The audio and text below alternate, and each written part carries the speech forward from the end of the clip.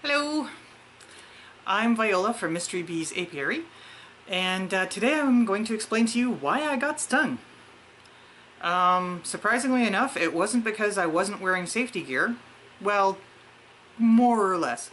It was because I didn't have my glove on at the exact moment that I reached over the hive.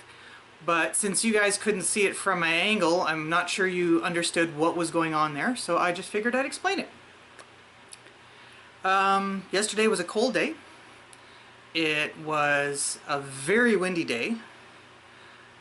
We could not keep our smokers lit. They kept going out and we kept having to relight them. You can see that in many of the fast-forwarded clips that we're opening up the smoker and we're like lighting and lighting and lighting, and every time one of us disappeared we were off lighting the smoker again. They would not stay active. Now, for the first 5 hives that was fine. We were able to limp through with the smokers. By the time we got to the 6th hive, we could not keep it lit. The wind had picked up, it was getting cooler, and the rest of the hives had been putting out alarm pheromones, and the hive that we were working on, I guess, caught the scent. So when we lifted it up, our little eyes began to peer out at the edge of every single frame, and they were watching us, and we didn't have the smokers to put them down, to kind of like goose them a bit and distract them. So with every frame that was taken out and put back, the hive got more and more tense. And you could see it. You could see the little black eyes peeping out from within the frames. Eventually, although I hope not soon, I'll probably take a video of that with my cell phone, so that you guys can see it firsthand in lovely HD. And so then, fine, we worked through it, and we confirmed that there were no queen cells started, that they'd started in on the other frames, that it was, you know, suitable to get ready to put a second hive on. And then came the pollen patty.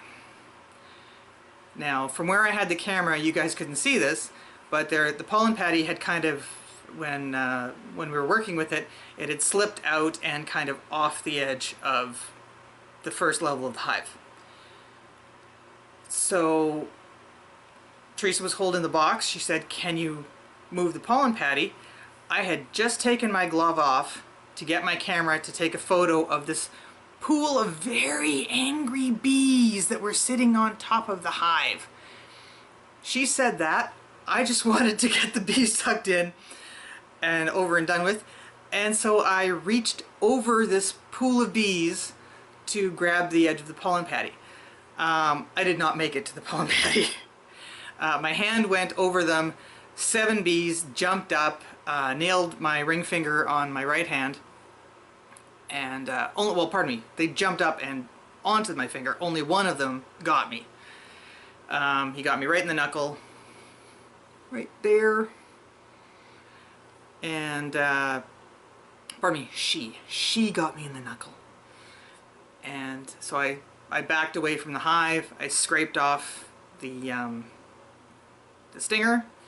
I scraped again because I didn't get it all the first time, and then I put my glove back on. So if you're seeing the video from a distance, this is what was going on. So Teresa then reached out with her gloved hand, pulled the pollen patty back into position because they were actually eating it, put the second level hive back on, and closed everything up. And yay, done and done. I'm just bitter. So we should have taken the time to stop and relight the smokers, reload them if we had to completely. We should have worked faster because it was cold, and in a perfect world we should have picked a sunny day, but we're part-time beekeepers. Teresa has a day job, Monday to Friday. She's occupied. I occasionally sneak out there during the week and do a check if we know that there's something we want to keep an eye on. Like hive A, the first hive that we got, is still it's still working on empty cells. It still keeps building queen cells, so we need to keep an eye on that to find out if they want to supersede their queen. if they do, we just have to be ready. So there are a number of excellent sources on YouTube for both like the anatomy of a sting, and how to use a smoker and what the smoker's for, and how important it actually is, especially if you're dealing with any kind of weather circumstances. Here it's June, so we can have anything from frost to intense heat. The bees love intense heat. Every time I've opened them up until today, we've had really intense heat. But the only other time I've been stung was when we were at the University of Manitoba at the beginning of May on a cold, windy day where it was kind of dark. We were putting in the package bees for the university. We were putting them into the hives so that we could get used to working with the hives. And they came out of the tube. They jumped all over me because I was the biggest heat source in the area, and the air was cold. So, you know, my bad. While I was being brushed off, I got literally stabbed in the back. And there were so many bees crawling around on the ground because it was too cold to fly. I also got stung in the ankle. Fortunately, I am neither allergic to nor sensitive to a bee sting. It stings. All the hair on my body stands up for about 5 minutes. And then it's gone. I have just a small, just a small ache from a tiny puncture. Like I stabbed myself with a sewing needle.